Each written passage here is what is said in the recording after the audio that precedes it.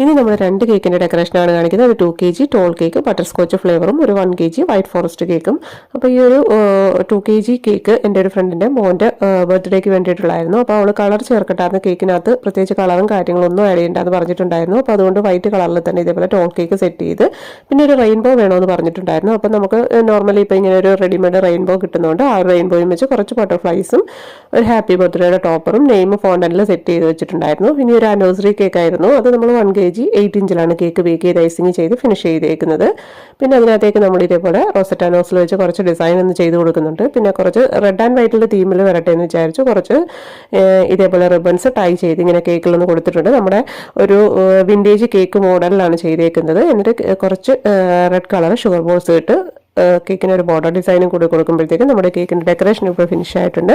ഈ ഒരു cake designs നിങ്ങൾക്ക് ഇഷ്ടമായിട്ടുണ്ടെന്നുണ്ടെങ്കിൽ വീഡിയോ ലൈക്ക് ചെയ്യാനും ചാനൽ സപ്പോർട്ട് ചെയ്യാനും മറക്കല്ലേ. Thank you for watching.